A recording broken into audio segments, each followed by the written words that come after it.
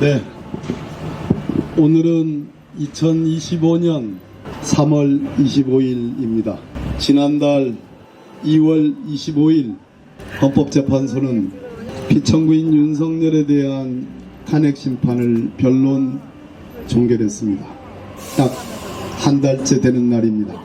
2024년 12월 14일 국회가 압도적 다수로 윤석열 피청구인에 대한 탄핵소추 의결을 했습니다. 100일이 넘었습니다. 저는 오늘 8분의, 특히 그 중에서 3분의 헌법재판관님들께 희망 고문을 하려 합니다.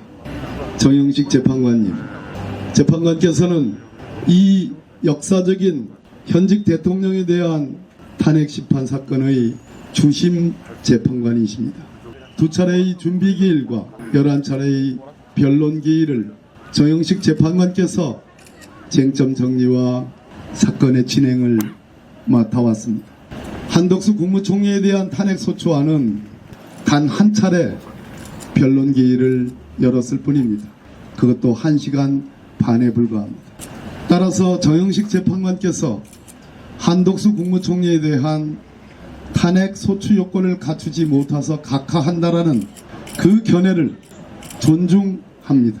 그러나 11차례의 변론기일을 열은 윤석열 피청구인 탄핵 사건에 대해서는 재판관께서 주심을 맡아왔고 군데군데 핵심적으로 내란 행위가 있었음을 칼날같이 지적해왔습니다. 저는 당신께서 정리하신 그 쟁점에 따라 절대로 이번 한덕수 판결처럼 윤석열 판결에 대해서 각하설에 서지 않을 것을 확신합니다. 그 이유는 방금 설명드렸습니다. 조환창 재판관님께도 같은 논리로 말씀드렸습니다. 김복형 재판관님, 재판관이 되신 지 얼마 되지 않으셨습니다.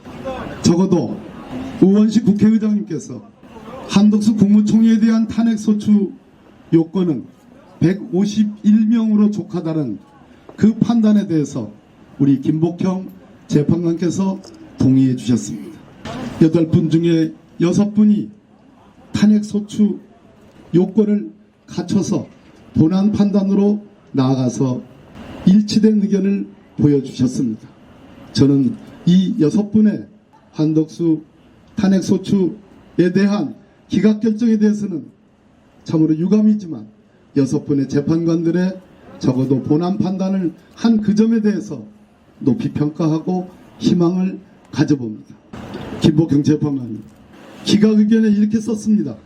나는 비상계엄 선포 및 내란 행위와 관련하여 피청구인의 헌법 또는 법률 위반을 인정할 수 없다는 재판관 문형배, 재판관 이미선, 재판관 김형두, 재판관 정정미의 기각 의견에 동의한다고 설시했습니다. 정말로 주목할 대목이라고 생각합니다. 저는 이것을 이렇게 해석합니다. 윤석열에 의한 12.3 내란 행위는 있었지만 그 내란 행위에 한덕수 국무총리가 가담했는지에 대해서는 증거가 있지 않다. 즉 내란 행위에 대한 판단을 하셨습니다. 저는 김복형 재판관께서 11차례의 변론기일 동안 국민이 보고 들었던 그 생생한 차고 넘치는 파면의 증거들을 김복형 재판관께서 인정할 것으로 생각합니다. 마지막으로 우리 헌법재판관님들은 과거에 헌재 판례에서 인정했던 민주적 정당성이라는 표현을 이번 한덕수 탄핵소추 기각 결정에서 또 쓰셨습니다. 대통령과 국회의원만이 갖는 민주적 정당성입니다. 따라서 민주적 정당성 있는 직분은 그만큼 권한도 크지만 책임도 큽니다.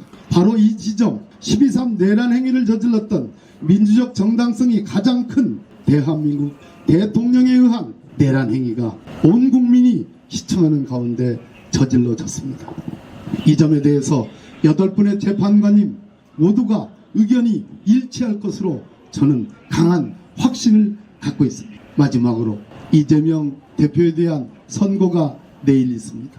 그 선고를 보고 탄핵 심판의 선고기를 잡는 것은 말 그대로 정치적 탄핵 재판이라는 불명예를 우리 헌법재판소에 가져다 줄 것입니다. 저는 오늘과 내일 오전 10시 전 금주 내 윤석열 파면 선고일자를 8분의 헌법재판관들이 일치해서 잡아주실 것으로 기대합니다. 그리고 확신합니다. 국민의 여망, 1987년 헌법에 헌법 수호와 기본권 보장기관으로서 기능했던 헌법재판소에 대한 국민의 마지막 기대를 허물지 말아주시기를 진심으로 탄원드립니다. 이상입니다. 네.